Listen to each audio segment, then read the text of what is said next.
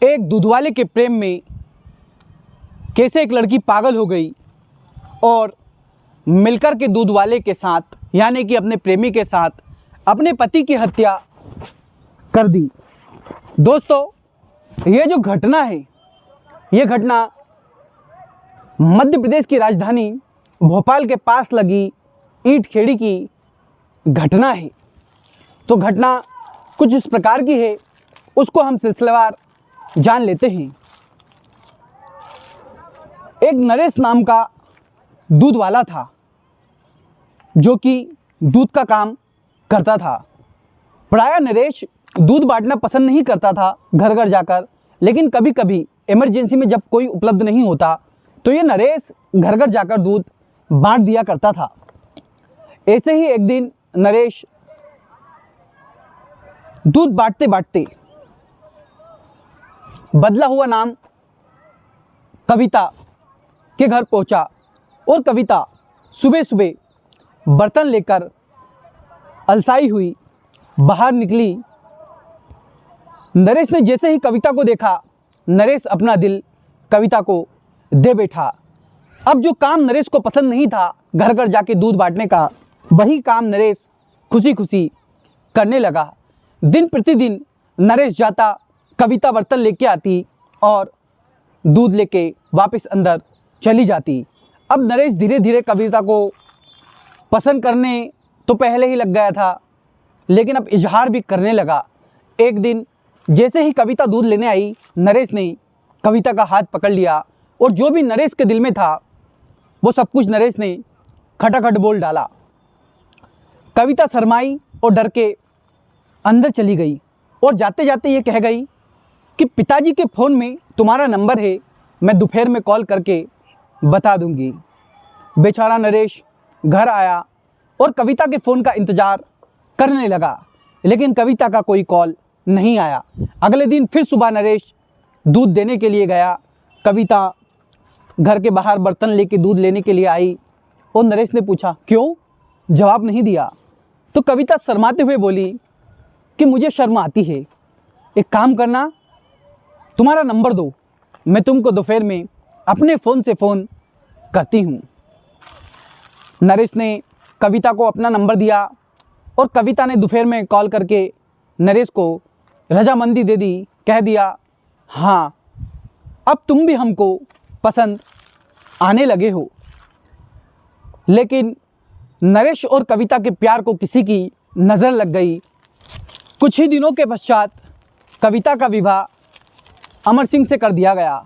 अमर सिंह मिस्त्री का काम करता था और कॉलोनी में रहकर किराए के मकान में वो रहता था। अब नरेश कैसे कविता से मिलेगा, इसका भी उपाय उन्होंने निकाल लिया, क्योंकि कहा जाता है कि जहाँ शराब होती है वहाँ पर काम बन जाते हैं। कविता का पति जो अमर था वो भी नशा करता था, तो ये सही समय था। नरेश ने कविता के हस्बैंड अमर को खूब दारू पिलाई।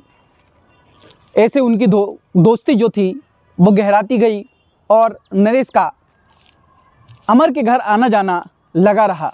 अब जब जब अमर अपने घर पे नहीं होता, कविता अपने प्रेमी नरेश को घर पर बुला लिया करती और रंग रलिया मनाते रहते। धीरे धीरे करके कहते हैं कि जब औरत खूबसूरत हो तो आस पड़ोस के लोग उसके ऊपर नज़र रखना शुरू कर देते हैं। लोग बड़े ध्यान से देखते हैं कि कौन इसके घर आ रहा है, कौन इसके घर नहीं आ रहा है। ऐसे ही किसी ने कविता के ऊपर नज़र रखी और उसके पति को बता दिया कि जब तुम घर से बाहर चले जाते हो तो जो तुम्हारा दोस्त नरेश है वो तुम्हारी गैर मौजूदगी में तुम्हारे घर पे आता है।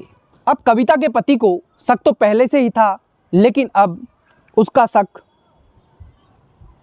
सबूत के साथ पुष्ट हो गया। उसने कविता के ऊपर प्रतिबंध लगाने शुरू करे, रोका टोकी शुरू करी और अब वो कविता और उसके प्रेमी नरेश के बीच में रोड़ा बनने लगा। लेकिन फिर भी कविता और नरेश मिलना जुलना बंद नहीं कर रहे थे। बात एक दिन इतनी बढ़ गई कि अमर कविता को घर से बाहर ही नहीं निकलने दे रहा था। काफ़ी रोक टोक लगाने लगा। इसी बीच कविता ने नरेश को कह दिया, ये सबसे बड़ा जो हमारे बीच में रोड़ा है मेरा पति है, क्यों ना इसे हटा दिया जाए।